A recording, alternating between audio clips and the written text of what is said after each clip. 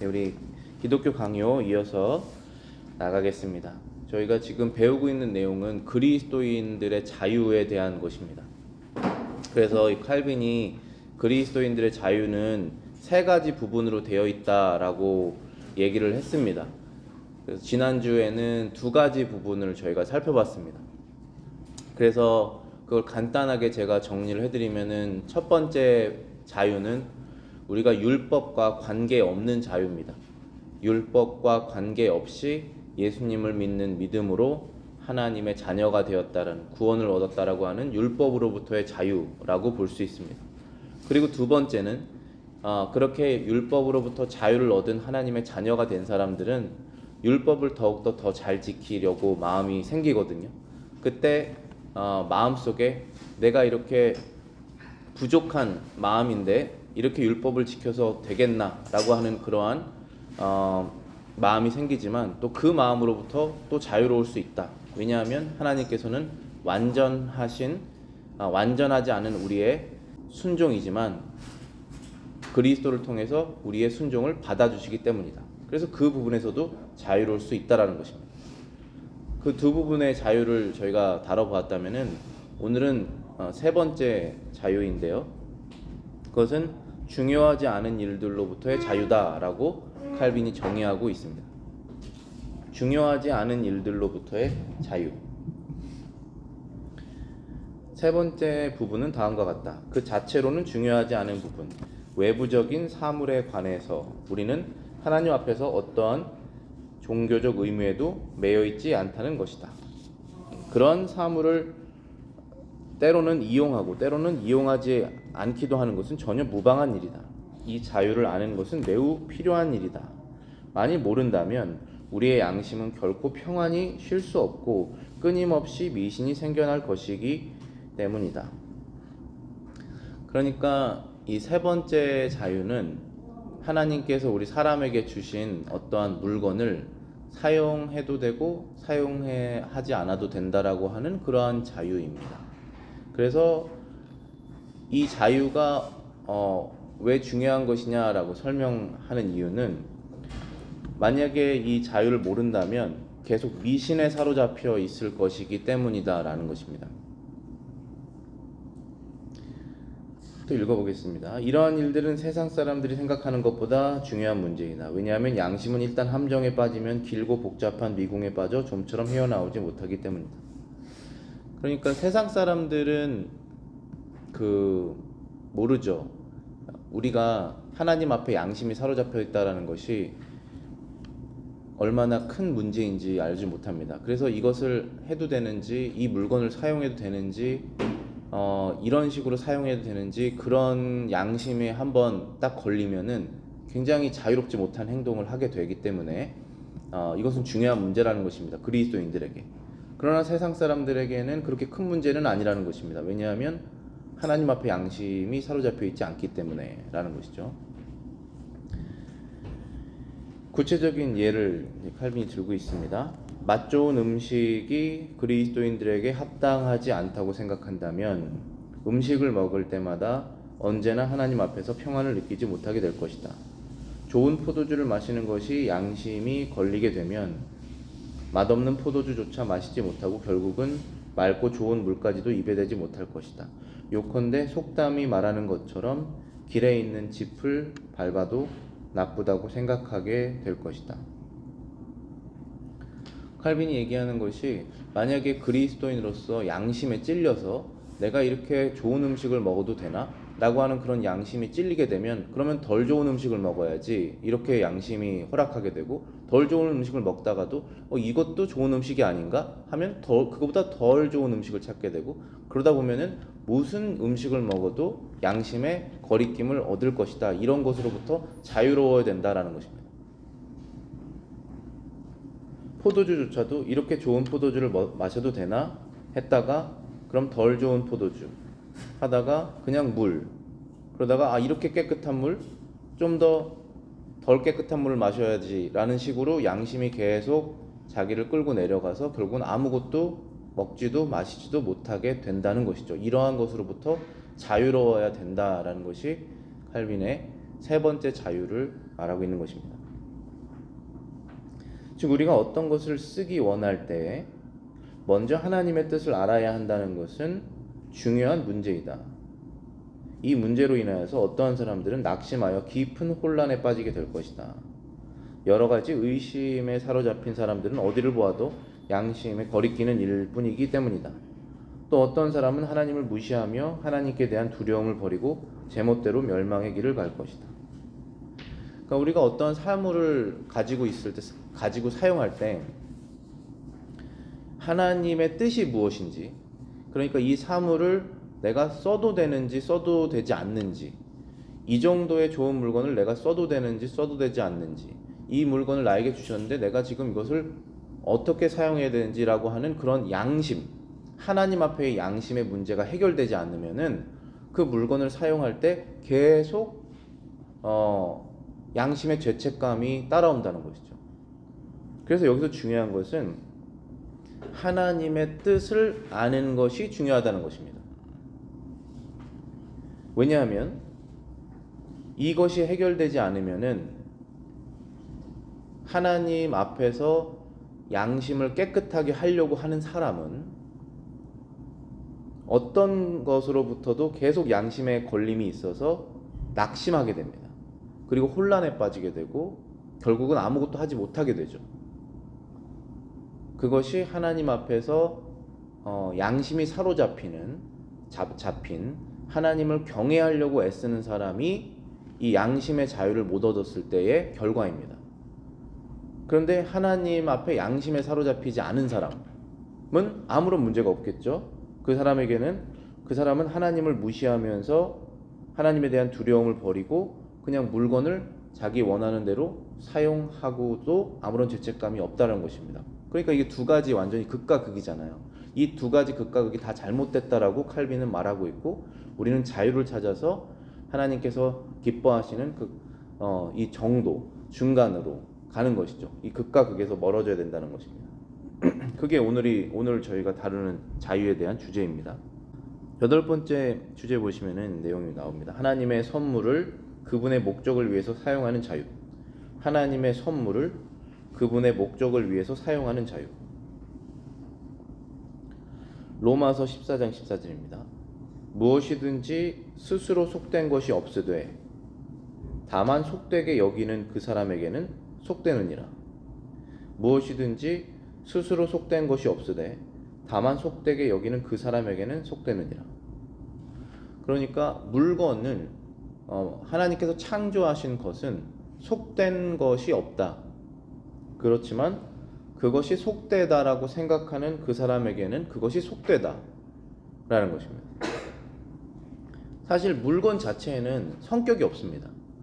물건 자체에는, 아주 나쁜 물건 빼고는, 우리가 늘 사용하는 그런 물건 자체에는 그것이 악이고 선이고 하는 그러한 성격 자체가 없죠.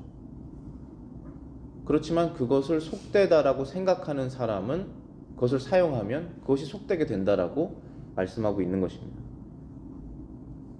성경은 만일 그 자유가 하나님 앞에서 근거가 있다는 확신이 우리에게 있다면 모든 외적인 일들은 우리의 자유에 속한 것이라고 한다. 그러니까 하나님 앞에서 양심에 꺼리낌이 없다면, 그러면 모든 외적인 것들은 우리의 자유에 속한 것이다. 해도 되고 하지 않아도 되고, 사용해도 되고 사용하지 않아도 되는 자유의 문제라는 것입니다. 그런데 우리의 양심이 하나님 앞에서 확신이 없다면 그것을 사용하면 그 사람에게는 죄가 된다는 것입니다. 어떤 사람에게는 죄가 안 되고 어떤 사람에게는 죄가 될 수 있습니다. 똑같은 행동이. 왜냐하면 그 사람은 누구에게 죄를 지는 것입니까? 하나님께 죄를 지는 것이기 때문에 하나님 앞에서의 양심이 꺼려진다면 하지 말아라 라는 것이죠. 그런데 하나님 앞에서 양심이 꺼려질 필요가 없는 일인데 양심에 꺼릴 필요는 없다. 그렇지만 아직도 본인이 해결이 안 됐으면, 꺼려지면 하지 않는 것이 맞다라는 얘기를 하는 것이죠. 그래서 이 모든 자유의 키포인트는 영적인 것입니다. 그리고 하나님과 나와의 관계입니다. 이게 뒤에 더 자세히 이제 나오게 됩니다. 우리의 삶을 하나하나 다 들여볼 수 있고 더 자유롭게 되는 그러한 주제라고 생각합니다.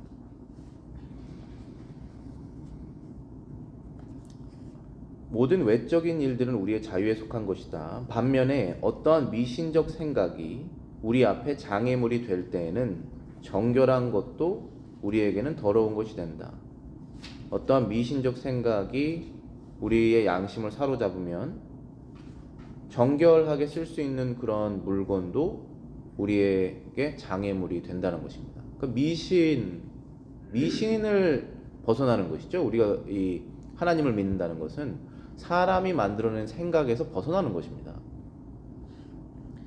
로마서 14장 23절입니다. 의심하고 먹는 자는 정죄되었나니 이는 믿음을 따라하지 아니하였기 때문이라. 믿음을 따라하지 아니하는 것은 다 죄니라.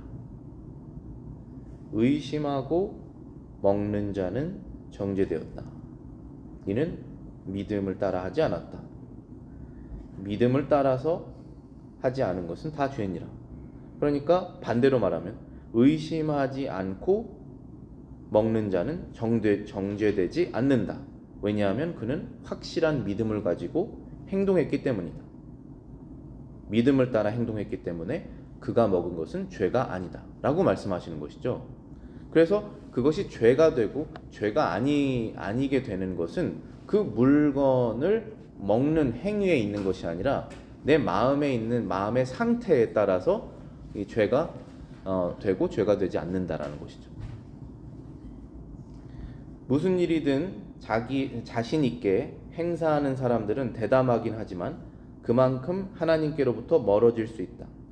반면에 하나님을 깊이 두려워하는 사람들은 양심의 거리끼는 여러 가지 일을 강요당할 때 마음이 압도된다. 이러한 사람들은 어떠한 하나님의 선물에도 감사할 줄 모르게 된다. 이 극과 극을 다시 한번 말하고 있는 것입니다. 한쪽에 있는 사람들은 대담하게 자신의 일을 무슨 일이든 자신 있게 행동하는 사람들입니다. 그런데 그러다 보면 하나님으로부터 멀어질 수 있다. 왜냐하면 하나님을 두려워하는 마음에서 행동하는 고민이 없고 그냥 행동하기 때문에. 그렇게 되면 하나님으로부터 멀어질 수 있다는 것입니다. 그런데 반면에 다른 쪽 극과 극에 있는 사람은 하나님을 심히 깊이 두려워하는 마음이 있기 때문에 그것 자체는 잘못된 것이 아닙니다. 깊이 두려워하는 마음이 있기 때문에 여러 가지 양심에 걸리는 일이 많다. 그런데 그 사람에게 어떠한 일을 하라고 했을 때 다 강요되는 느낌이 있다는 것입니다. 그래서 하지 못한다는 것이죠. 아무것도. 그래서 이러한 사람들은 어떠한 좋은 하나님의 선물을 받아도 감사하게 여기지 못한다는 것입니다. 감사하게 쓰지를 못하는 것이에요. 모든 것이 강요된다라고 느끼기 때문에. 그래서 이 두 가지 극과 극에서 우리가 벗어나서 그리스도 안에서 참된 자유를, 영적인 참된 자유를 누리면서 하나님께서 주신 좋은 선물들을 하나님의 목적을 위해서 사용해야 한다라고 하는 것이 오늘의 주제가 되는 것이죠. 다음 쪽 넘어가 보시겠습니다.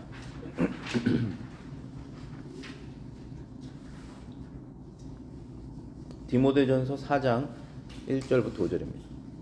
후일에 어떤 사람들이 믿음에서 떠나 미혹하는 영과 귀신의 가르침을 따르리라 하셨으니 자기 양심이 화인을 맞아서 외식함으로 거짓말하는 자들이니라. 혼인을 금하고 어떤 음식물을 먹지 말라고 할 터이나 음식물은 하나님이 지으신 바니 믿는 자들과 진리를 아는 자들이 감사함으로 받을 것이니라. 하나님께서 지으신 모든 것이 선함에 감사함으로 받으면 버릴 것이 없나니 하나님의 말씀과 기도로 거룩하여 짐이라. 바울이 지금 디모데에게 편지를 써서 하는 말이 이제 후일에는 어떤 사람들이 믿음에서 떠날 것이다. 그리고 그들은 성령이 없는 사람들이고 미혹하는 영을 받아서 성경의 말씀과 반대되는 것을 가르칠 것이다. 그리고 많은 사람을 속일 것이다 라는 얘기를 하고 있습니다. 그리고 양심의 화인을 맞아서 양심이 불에 타서 없어진 것처럼 정말 양심 없는 행동을 할 것인데 외식함, 그러니까 위선적인 행동을 하고 거짓말을 할 것이다 라는 것입니다. 3절에 보시면은 그들이 어떠한 비성경적인 것을 가르치냐 하면은 혼인하는 것이 거룩하지 않다라는 것을 말할 것이다 라는 것입니다.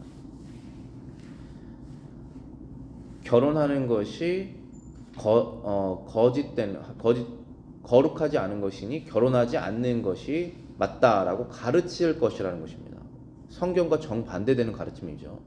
사람이 원죄가 있기 전에 하나님께서 결혼 제도를 만드셨습니다. 그렇기 때문에 그것은 거룩한 것이죠. 사람이 비성경적으로 사용하고 거룩하지 않게 사용할 수 있지만 결혼 자체는 거룩한 것이죠. 그래서 그렇게 가르칠 수 없습니다. 또 두 번째는 어떤 음식물을 먹지 말라고 할 것이다. 어떤 특정한 음식을 먹지 말라고 가르칠 것이라는 것입니다.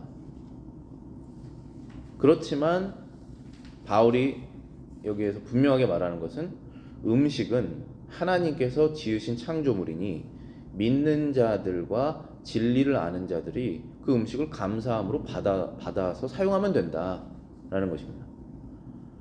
하나님께서 지으신 모든 것이 선하다. 감사함으로 받으면 버릴 것이 없다.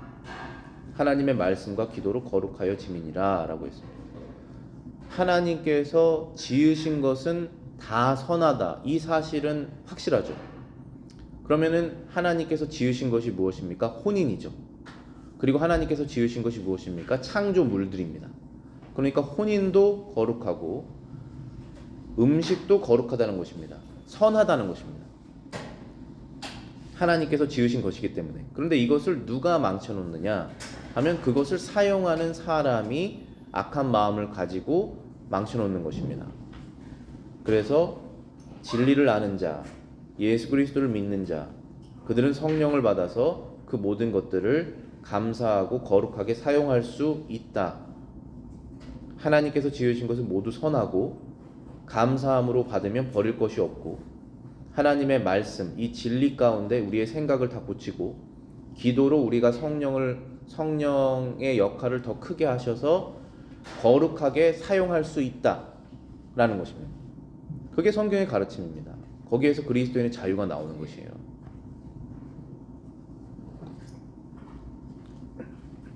따라서 칼빈은 말합니다. 우리는 우리가 사용하는 좋은 것이 하나님의 것임을 알고 하나님을 찬양해야 한다. 하지만 이 좋은 것이 하나님께서 주신 것이라는 확신이 없다면 어떻게 그것을 주신 하나님께 감사할 수 있겠는가? 감사는 하나님께서 주신 선물들 가운데서 하나님의 자비를 인정할 때 나온다. 저와 여러분들이 지금 하나님께로부터 받은 것이 있습니다. 우리 인생 가운데 지금 있는 것이 다 받은 것이에요. 그런데 그것이 하나님께서 주신 것이다라고는 확신이 없다면 어떻게 감사할 수 있겠습니까? 여기에서 혼인과 음식을 얘기했는데 다 마찬가지죠. 그 포함되어 있는 것입니다. 하나님께서 주신 것이다 라는 생각으로 우리는 그것을 감사하게 사용할 수 있습니다. 근데 사용하지 못하는 이유는 우리가 죄된 사람이기 때문에 사용하지 못하는 것이죠. 그렇게. 그래서 문제는 그 혼인에 있는 것도 아니고 문제는 음식에 있는 것도 아니고 문제는 나의 마음에 있다라는 것입니다. 그래서 진리로 우리의 생각을 고치고 성령으로 우리의 마음을 거룩하게 하여서 혼인도 음식도 올바르게 거룩하게 사용할 수 있다는 것입니다.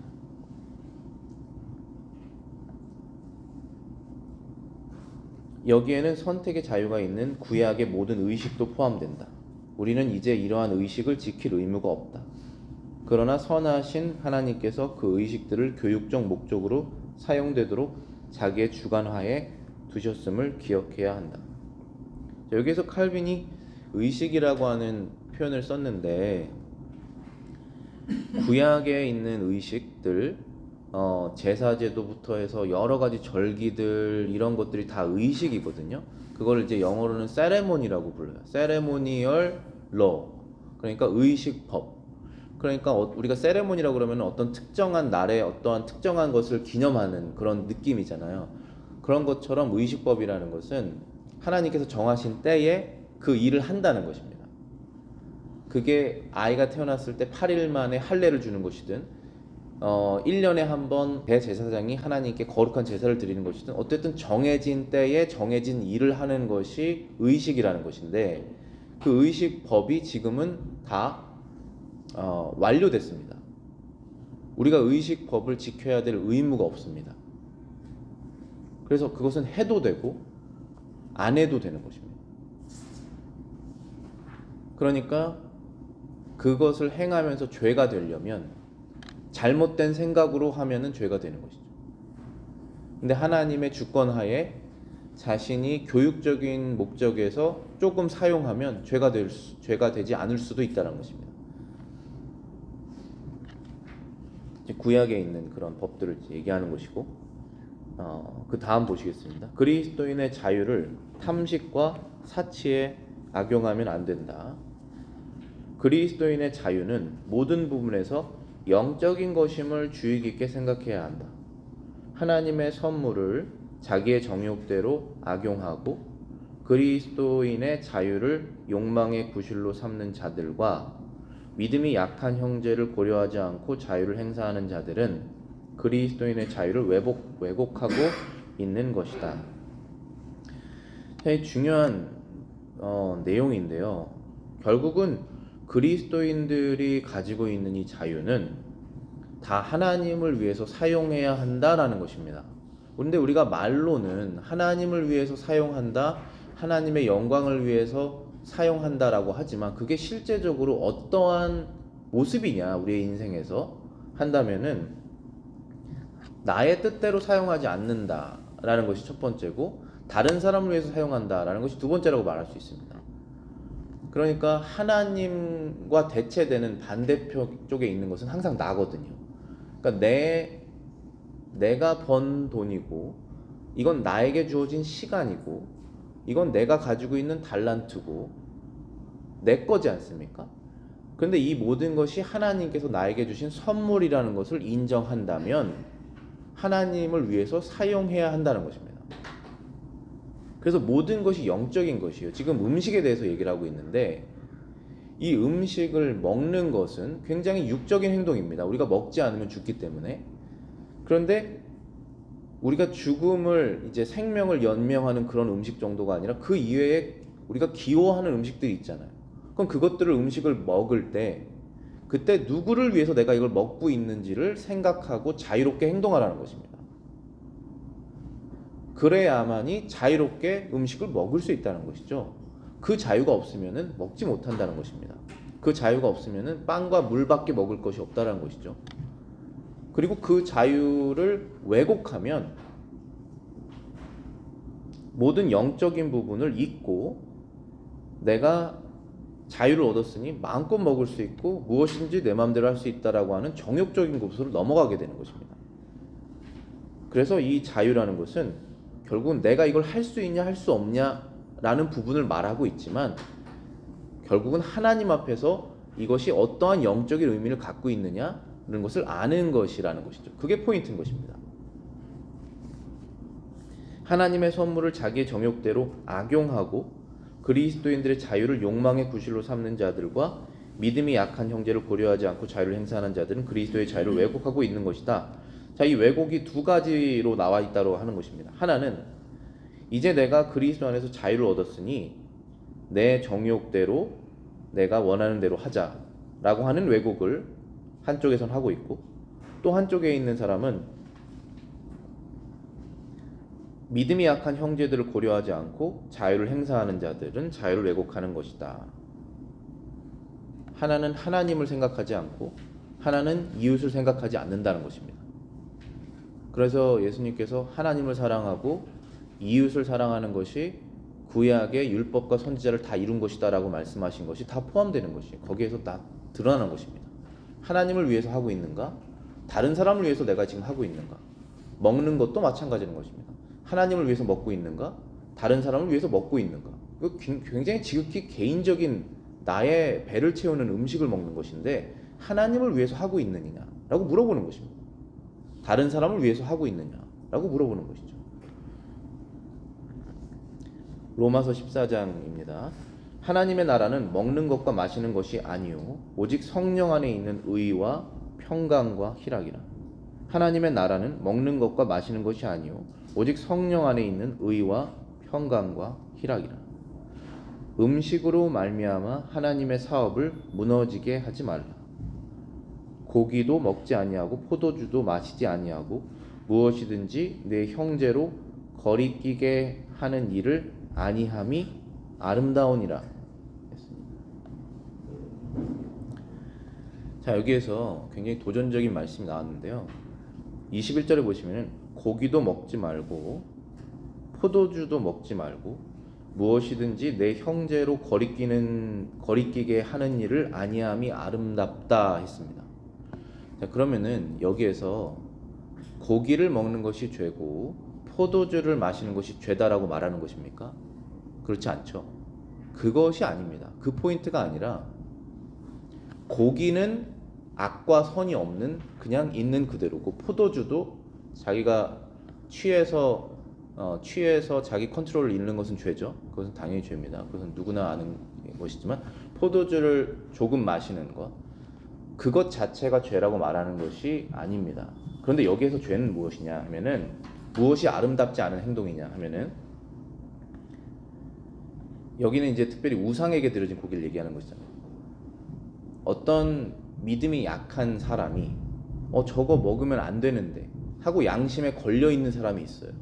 근데 우리가 그걸 다 알고 있어요. 이 사람이 이 음식을 먹는 것, 이 포도주를 마시는 것에 대해서 굉장히 믿음이 약하기 때문에 양심에 어려움을 느낄 것이다 라는 것을 내가 안 상태에서 뭘 그런 걸 갖고 그래? 이걸 먹어도 되는 거지 하고 먹고 마시면 누구를 위해서 먹은 것입니까? 나를 위해서 먹은 것이잖아요. 이 형제는 아무런 상관없다는 것입니다. 나에게는. 그러니까 하나님의 나라는 먹고 마시는 것에 있지 않다는 것이죠. 지금 하나님의 나라를 세우려면 이 믿음에 약한 형제를 더 그리스도께로 가까이 가게 해서 거룩하게 하는 것이 우리의 삶의 목적인데 내가 지금 먹고 마시는 것에 심취해서 그 목적을 잠시 잊은 것입니다. 전혀 생각을 못했거나 그러면 그게 그에게 죄라는 것이죠. 하나님께서 기뻐하지 않는 행동을 우리가 하게 되는 것입니다.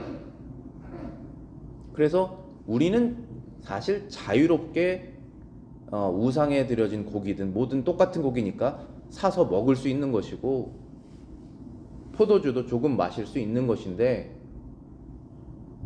그런데 이것이 나중심적인 하나님의 영광과 상관없는 다른 사람의 신앙을 전혀 고려하지 않고 하나님의 나라와 상관없는 행동으로 했다면 죄된다는 것이죠. 그것을 기억하라라는 것입니다. 하나님의 나라는 먹고 마시는데 있지 않다. 성령으로 기뻐하는 것이다. 우리는 고기와 포도주가 없어도 성령으로 기뻐할 수 있다 라고 말씀하시는 것이죠. 안 먹어도 된다라는 것입니다. 탐내고 사치하고 크게 자랑하며 낭비하는 사람들은 그 자체로는 용납될 수 있는 것들도 죄악으로 부패하게 된다. 탐내고 사치하고 크게 자랑하며 낭비하는 사람들은 그 자체로는 용납될 수 있는 것들도 죄악으로 부패하게 된다. 지금 우리 사회에서 한 사람, 부자들을 악한 사람으로 정의하려고 하는 굉장히 위험한 사상이 있거든요. 그러니까 이건 것입니다. 만약에 여러분들이 지금 가지고 있는 그 재정 수준에서 여러분들이 사용하실 때 다른 사람에 비해서 굉장히 작은 재정이에요. 그게 예를 들어서 아주 큰 부자들의 근데 여러분들이 갖고 있는 것 중에 조금 더 어떻게 많이 받게 됐어요. 그 해에. 그랬더니 사치를 하게 됐어요. 그걸 핸들을 못해서 내 마음으로. 그럼 그것이 죄죠. 근데 그 사치하는 재정의 그 범위가 굉장히 큰 부자들에게는 너무나 작은 돈이에요. 그래서 그들은 그것을 늘 사용하는 것입니다. 근데 그들에게는 그것이 사치가 아니에요. 자신의 목적에 의해서 사용하고 있는 것입니다. 예를 들어서 전용기를 탄다든가 매일 전용기를 타야든가 그걸 사치라고 말할 수 있겠습니까? 그 일을 그 사람이 해야 되는 상황이라면. 그러니까 문제는 어떤 것을 사용하는 데 있어서 그 사람의 마음에 있다라는 것이지 자체가 문제가 되지 않는다는 것입니다. 그래서 여기 다시 문장 읽어보시면 탐내고 사치하고 크게 자랑하며 낭비하는 사람들은 그 자체로는 용납될 수 있는 것들도 죄악으로 부패하게 한다. 원래 자체로는 죄악으로 부패된 것이 아닌데 그가 욕심이 나서 탐내고 사치하고 자랑하고 낭비하는 그것으로 인해서 본래 좋은 것들도 부패하게 된 것이다 라고 말하는 것입니다. 그들은 하나님께 많은 죄를 짓고 있다. 이러한 짓들은 하나님의 선물을 합당하게 사용하는 것과는 너무나 거리가 멀다. 그러므로 절제되지 않는 욕망을 버리라. 무절제한 낭비를 멈추라. 허영과 교만을 버리라. 깨끗한 양심으로 하나님의 선물을 깨끗이 하려면 이 모든 죄를 버려야 한다.